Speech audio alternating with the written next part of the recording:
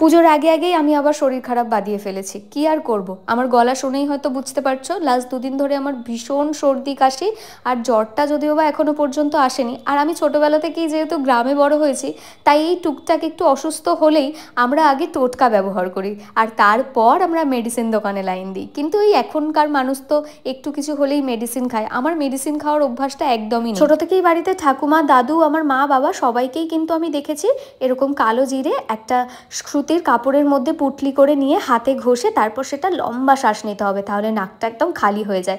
ভাবলাম অনেকদিন পরে এটা ট্রাই করি, আর আগের দিন ফেসবুকে শ্বেতাকে দেখলাম যে ও এটা ট্রাই করেছে, আমি ওকে দেখে ইন্সপায়ার হয়ে নিজেও এটা অ্যাপ্লাই করতে স্টার্ট করে দিলাম। এটা কিন্তু ভীষণ ভালো রেজাল্ট দেয়। হ্যাঁ, সময়ের সাথে আমাদের এই পুরনো জিনিসগুলোকে এখন আর কেউ আমরা অত পাত্তা দিই না, বাট হ্যাঁ, পুরনো অনেক কিছুই কিন্তু সত্যিই খুব ভালো কাজ করে। তোমরা কারা কারা এরকম টোটকা ইউজ করো অবশ্যই আমাকে কমেন্ট সেকশনে জানিয়ে যাও।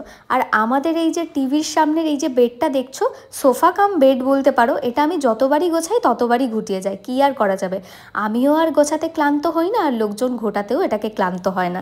আজকে লাঞ্চে কি ছিল বলো তো, আজকে একটু হেলদি করে চিকেন কষা বানিয়েছিলাম, মুখে কিছুই ভালো লাগছিল না। গোলমরিচ কাঁচা লঙ্কা দিয়ে ঝাল ঝাল এই চিকেন কষাটা আমার খেতে বেশ ভালো লাগে। নেক্সট পার্টে বাকিটা তোমাদের সাথে শেয়ার করবো। চলো বাই।